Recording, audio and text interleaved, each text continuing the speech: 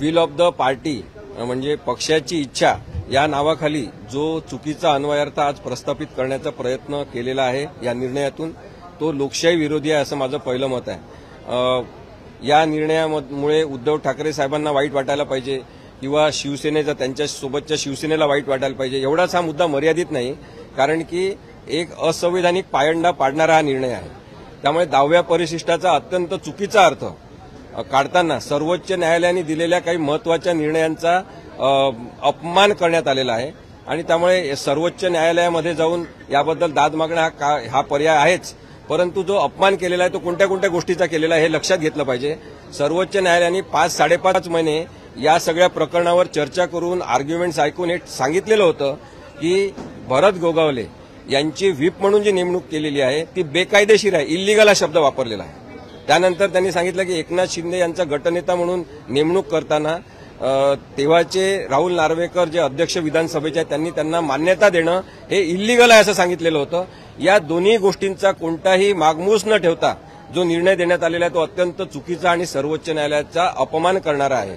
त्यामुळे काही दिवस या निर्णयामुळे काही दिवस असत्य जे आहे ते सत्याचे कपडे घालून फिरू शकणार आहे, परंतु शेवटी हे थोडक्यात मिळालेलं जीवनदान आहे। सर्वोच्च न्यायालय नक्कीच असत्याला उघडं पाडेल असं आपण म्हणू शकतो।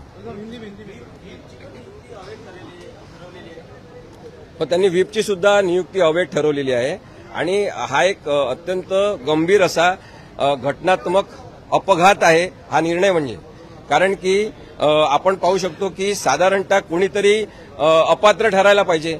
जर एकनाथ शिंदेसोबतचे सगळेजण पात्र आहे असं समजू तर मग उद्धव साहेबांसोबतचे लोक अपात्र ठरवायला पाहिजे, त्यांना सुद्धा पात्र ठरवलेलं आहे।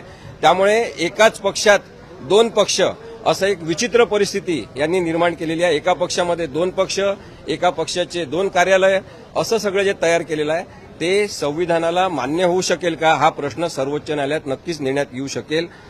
याच्यामध्ये मला असं वाटते की एक अत्यंत फिल्मी स्टोरी सगळी दडलेली आहे आणि त्यामुळे खून झालेला आहे लोकशाहीचा, परंतु कोणाचाच खून झाला नाही।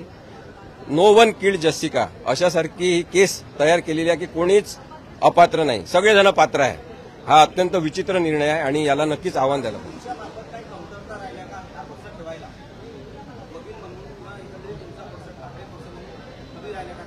नाही, याच्यामध्ये उद्धव ठाकरेंतर्फे बाजू मांडताना कोणत्याही कमतरता राहिलेल्या नाही, पण जो आपण त्याला म्हणतो की इच्छाशक्ती ही कोणाच्या बाजूने आपली असते त्यानुसार, आणि जे खूप हुशार असतात त्यांना बेकायदेशीर एखादी गोष्ट सुद्धा घटनात्मक चौकटीत बसवता येऊ शकते। तसा प्रकार अनेकदा आपण वेगवेगळ्या न्यायनिवाड्यांमध्ये बघत असतो दुर्दैवाने, आणि तोच प्रकार इथे झालेला आहे। इथे बेकायदेशीरतेला प्रस्थापित करण्यासाठीच अनेक डोके कामाला लागले होते कदाचित, आणि त्यातून हा निर्णय आलेला आहे। त्यामुळे हा बेकायदेशीर आहे असं माझं स्पष्ट मत आहे। पुन्हा सर्वोच्च न्यायालयात गेल्यानंतर पुढच्या विधानसभेच्या निवडणुका लागण्याच्या आधी निकाल येईल असं वाटतं? बघा, सर्वोच्च न्यायालयामध्ये गेल्यावर त्याला किती दिवस लागतील हे आपल्याला माहिती नाही, काही महिन्यामध्ये निकाल लागू शकेल, कारण की सर्वोच्च न्यायालय प्रकरण ऑलरेडी माहिती आहे। सर्वोच्च न्यायालयाने प्रायमा फेसी डिटर्मिनेशन असा शब्द वापरला होता, त्याचा अर्थ यांनी असा घेतला की सगळे पुरावे घ्यायचे आणि साक्षी पुरावे सुद्धा घेतले जेव्हा की समरी प्रोसिडिंग चालवायची असते, आणि त्याच्यामधून मग कन्फ्युजन तयार करण्यासाठी वाव निर्माण करण्यात आला मुद्दामून। ते कन्फ्युजन जे आहे तेच आजच्या निर्णयाचा बेसिस धरलेला आहे। कन्फ्युजनच्या आधारावर एखादा निर्णय अशा प्रकारे होणं हे अत्यंत दुर्दैवी आहे। दरडावल्यानंतर हा निर्णय तात्पुरतं जीवनदान म्हणजे सर्वोच्च न्यायालय हा निर्णय नक्कीच रद्द करेल आणि एकनाथ शिंदेसोबतचे जे सगळे आमदार आहेत 38 जण, त्या सगळ्यांनाच ते अपात्र करेल असं मला स्पष्टपणे वाटतं।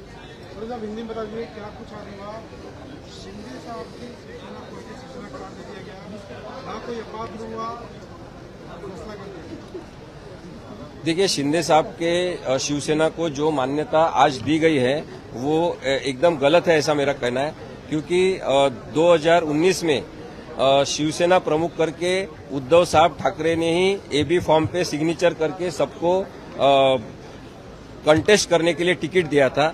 उसी के आधार पर वो सब खड़े हुए थे। अभी आज अचानक उठकर ये नहीं कह सकते कि हम उनको मान्यता नहीं देते, वो पक्ष प्रमुख नहीं है। फिर आपने 2019 में उन्हीं के सिग्नेचर के आधार पर जो एबी फॉर्म भरा है, जो जिसको इलेक्शन कमीशन ने भी स्वीकारा है, तो उसकी कुछ मान्यता है कि नहीं, इसके बारे में सोचना चाहिए। इसलिए मुझे लगता है कि सर्वोच्च न्यायालय में जाना बहुत आवश्यक है, ना कि उद्धव ठाकरे इनके लिए, ना कि शिवसेना पक्ष के लिए, लेकिन लोकशाही लोकतंत्र को बचाने के लिए इसका एक अच्छा निर्णय सर्वोच्च न्यायालय से आना चाहिए। क्या ये फाइनल फैसला समझे, जो फैसला हुआ है कि फाइनल फैसला समझे कि आगे लड़ाई और लड़नी? नहीं, ये फाइनल फैसला नहीं है। ये जो फैसला दिया गया है वो बहुत सारे गलतफहमियां क्रिएट करने वाला है। किसी न किसी को अपात्र तय करना ये जरूरी था, लेकिन सभी को पात्र तय किया गया, डिक्लेयर किया गया कि सभी लोग पात्र हैं। और मुझे लगता है कि ये लोकतंत्र की विडंबना है। ड्यू प्रोसेस ऑफ लॉ जिसे कहते हैं कि कानूनी प्रक्रिया जो फॉलो होनी चाहिए वो इसमें कुछ हुई नहीं है, और अनैतिकता को प्रस्थापित करने वाला निर्णय है, इसलिए इसको चॅलेंज करना बहुत जरूरी है। समजा मॅच फिक्सिंग आणि चिन्ह वगैरे पण बघा, सेम चिन्ह विभागली गेली. क्या बोला? मैच फिक्सिंग का नाम सुना था, अभी न्यायालय नहीं, अभी ये तो बात हम नहीं कह सकते मैच फिक्सिंग है कुछ है, इसका जवाब हम नहीं दे सकते हैं। लेकिन ये तो जरूर दिखता है कि बहुत सारे लोगों के हाथ और दिमाग इस तरह का जजमेंट लेने में लगे हैं, और उनका सभी का हमने आदर करना चाहिए। एक तो निर्णय तो साहब के सिग्नेचर से पारित हुआ है, लेकिन उसमें बहुत सारे दिमाग लगे, ये हम कह सकते हैं, और वो उनका अधिकार भी है सबका सलाह लेना। लेकिन जिसकी उन्होंने सलाह ली है, उन्होंने लोकतंत्र की हत्या की, ऐसा मैं कह सकता हूँ। सुप्रीम कोर्ट कब पहल करेंगे? सुप्रीम कोर्ट कब पहल करेंगे? सुप्रीम कोर्ट सर्टिफाइड कॉपी मिलने के लिए अर्जी की है, उसके बाद वो मिलने के बाद उसकी स्टडी करके सुप्रीम कोर्ट में जरूर इसके बारे में अपील की जाएगी।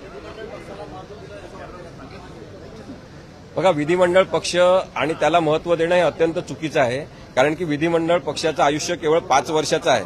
निवडून आलेले आमदार त्यांनी विधिमंडळ पक्ष तयार होत असतो, जेव्हा की राजकीय पक्ष जो आहे ती कायमस्वरूपी रजिस्ट्रेशन झाल्यापासून नंतर कायमस्वरूपी आयुष्य असलेली गोष्ट आहे। त्यामुळे विधिमंडळ पक्षाला अवास्तव महत्व देणं आणि तेच राजकीय पक्ष आहे असं ठरवणं ही सुद्धा या निर्णयातली अत्यंत महत्वाची गंभीर चूक आहे।